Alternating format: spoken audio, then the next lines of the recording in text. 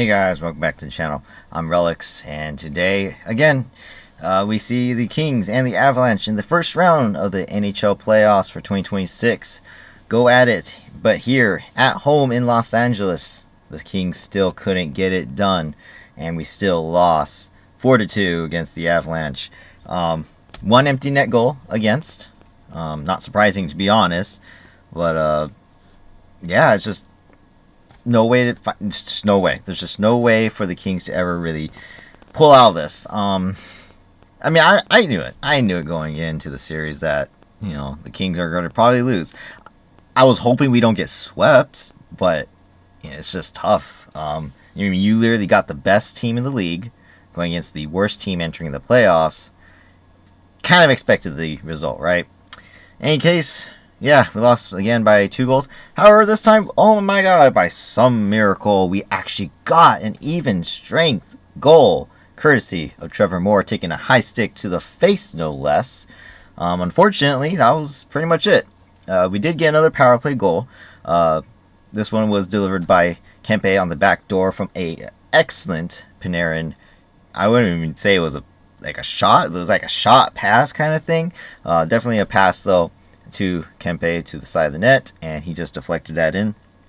So great goal again, Panarin being on the score sheet. Just overall, you guys look at these, the numbers here too. It's just like, the people who are constantly at the top of the Avalanche is the same people, just over and over again. It's their top players making top plays. Makar had an amazing game as always, including a goal, and it's just like, A, how do you defend it? And then B, it's like, even if you figure it out, like we don't even have the players to do it, apparently. I get LA's pretty slow as far as skating speeds and stuff, but man, is there any way to stop Makar? Take a look at the shots on goal. As you guys can see, the script has flipped just a tiny bit. The Kings actually had more shots in the first period compared to the Avalanche, and I think for the most part, had more opportunities to score than the Avalanche did throughout most of the game. But at the same time, they got a lucky bounce off their backboards, hit Forsberg's skate, goes in for the first goal against, and that was the first period. Honestly, outside of that, I felt like both teams had their chances, but again, same thing. If we're not scoring even strength, there's no way for the Kings to win, and thankfully we got that one goal even strength. But again, it's already too late. We're already trailing. It makes it that much harder. And, it just puts more taxing energy on the team to have to try and crawl their way back into the game. And to me, it's great that we got the goal. It's great that our power play has scored every single game. Literally every single game we've gotten a power play goal. Something that we could not do during the regular season to help us get that extra goal so we don't push overtime, we don't go shootout, we get the regulation win, things like that. We didn't have that during the regular season, and now that we have it in this series, it doesn't matter because we can't even score even strength enough to beat the Avalanche. As you guys can also see on the screen towards the middle, face-off percentages, the Avalanche took it this time against us. So, it's not a big deal.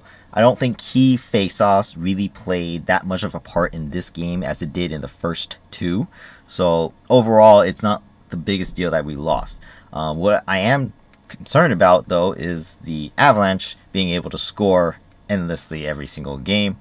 Obviously, they're not as high scoring as we probably expected them to be, but we're still giving them opportunities, and thankfully, we're playing decent enough defense. Again, the Avalanche power play sucks for some reason, and they've now had 9 total chances in this series, and thankfully, we've killed all 9 penalties. That's crazy to think about, considering how much star power they have up and down their lineup. But unfortunately, the Kings, we can't score more power play goals per game to get us the lead, yet alone, just stop taking penalties. Because the more penalties we take, the the less chances that our offensive players or our top end players or even our bottom liners who are more fresh can play, and we can spread out the energy equally. So things have just not been going our way for the most part. You also look at the hits, a lot of hits again, just being physical. I like that from our team. It's working here and there, but we also got to take into consideration, sure, we are hitting more. Like, for example, Lawton had a lot of hits. At one point, they said he had 6 hits in the game, and that was during the second period, I believe. But what's that going to do us when his line is really the line that isn't doing anything? Kuzmenko came in on that line today as well. His first game since February 25th. Literally a whole 2 months later, and he's coming back. So, overall, like, that line, Lawton's line with Armia as well, it's just not working. You got to start contributing offensively. It can't just be Panarin and whoever else is assisting on or he assists on the goals. Like, it just can't be that way. You know, I'm not expecting the defenseman to score. I mean, we literally have CC and Dumoulin, one of the worst D pairs in the entire NHL. But I'm expecting at least something, right? At least something a little bit more offensive from more of the forward players. And unfortunately, we're just not getting that, especially from players like Kempe or Byfield. You know, they're not scoring as much as they should be. Specifically, Kempe, I know he got the goal today, but that's on the power play, and he was set up by Panarin, and that is a constant trend. One reason why I hound on Kempe a lot is because he can't score necessarily on his own. He needs a lot of setup, and he turns over the puck a lot. And that is really hurting the team right now when we are in a crucial situation and need to score goals in order to win these games. So it's just really bad, a really bad look for him. And then, of course, it makes Kopi's line in general look bad with him and Panarin as well, because now they look slow. They look like they're throwing the puck, but overall, it's just not working. So following the TNT broadcast crew, like Eddie Olczyk keeps saying, we got to shake up the lines maybe. I mean, at this point, it's just not working. At least for the game situation, needed to shake up the lines. Maybe not now because we're going to go into our 4th game. You don't have to. It can start the same way it's been. But, you know, when it comes down to crunch time, you got a 3rd period, you're down by 1 or 2 goals. You got to start shortening the bench. You got to either play certain players with others or just take risks. Like, play 4 forwards if you have to. Bench CC and Dumoulin because it ain't working with those two, and it hasn't all season. Even for Edmondson too, his offensive awareness is just trash. And then of course you got Mikey pulling off the best move of the game for the defense core, at least for in my opinion he did, almost getting a goal on the doorstep no less of the crease. And then Clark and Doughty. So you literally have to rely on top 4D and then just play extra forwards. Like, it's just not going to cut it. And then you also have the timeout too. You work with the TV timeouts. That's something that the Oilers were always good at against the Kings. Utilizing timeouts, TV timeouts, saving their energy for McDavid and Draisaitl. And, you know, that's how they won their series too. They always had them on the ice. In this situation, I don't even think the Kings are getting enough offense from our top players at all because they're never really on the ice all the time. We're shortening our shifts. You got one play, why you didn't get it? Too bad, get off. No, you got to stay on the ice. You got to go both offense. You got to play back check as well. And that's something that the Kings are failing to do just on a consistent basis from games 1, 2, and 3. And I think that needs to really change. As far as the rest of the stats on the screen are concerned, there really isn't much else to discuss. Pretty even stuff. Block shots, giveaways, takeaways. You know, those are just game-to-game situations that, you know, makes a difference here and there. But in general, we had a bad bounce against us in the first goal. All right, fine.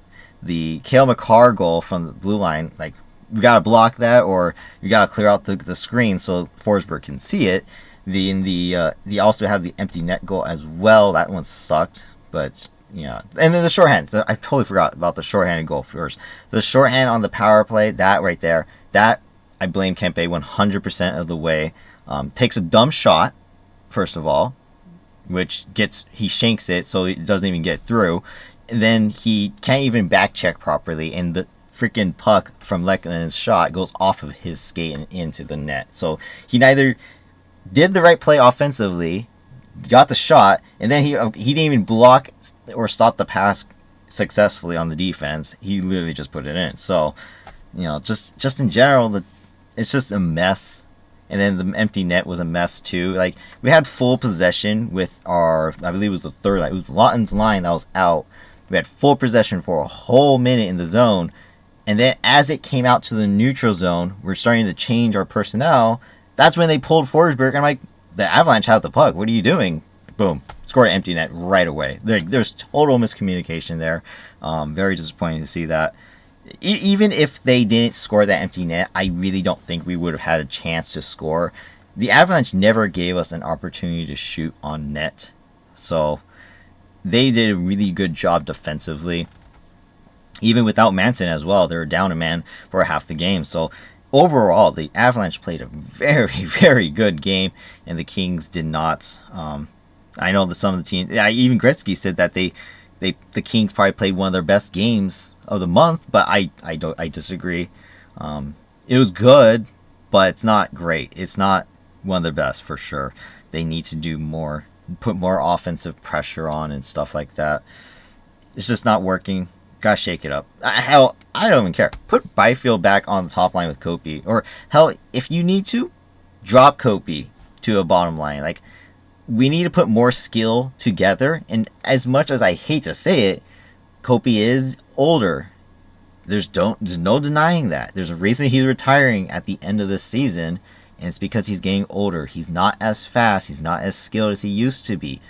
Put Byfield with Panarin and Kempe if you have to. Like, literally shake it up. It needs to be better. As Eddie Olczyk stated, there has to be a line, and it can't just be separated through 3-4 lines in the King system. Like, we have to have a star player line, and it's just unfortunate too that Fiala is out, because he would definitely fit that book. I mean, just imagine if Fiala was in the lineup as well. I mean, that's just a lot more skill that we're missing right now.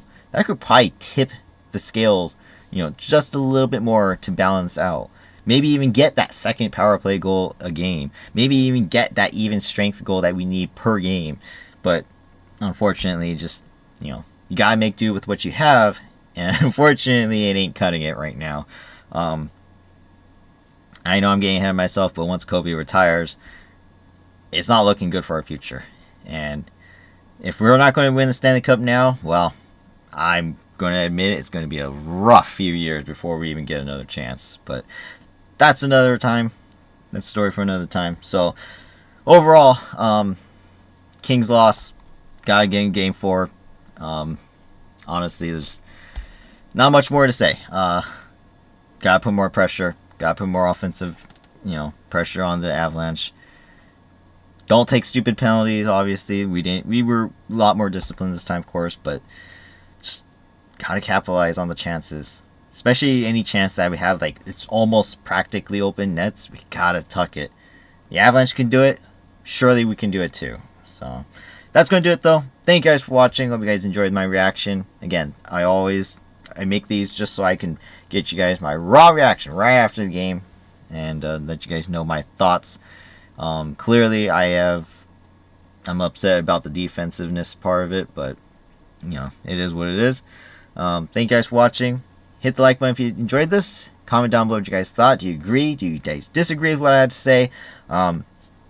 I'm just a guy who says what I have to because I see it, I watch it, and I get to complain about it because it's my team. But, man, I'm just... I just hope somehow, some way, the Kings will literally regroup and at least take it to a game 5. Minimum. I don't care. Honestly, at this point, I know we're going to lose. We're probably going to lose. The last team to come back from a 3-game deficit was the Kings in 2014. So, chances are, there's no way we're coming back. Even though we were the last ones to do it. The team in 2014 was way better than we are now. So, I just don't see any way possible to come back. But, I am hoping for at least one more. At least one extra game. Push it to Colorado. Push it to Game 5 at least. If not, go all the way, obviously. But it's not looking so good. But yeah, that's going to do it. Thank you guys for watching. Hope you guys enjoyed. Have a great day. Go, Kings, go. And hopefully we come out on the winning side next time. Alright? Bye-bye.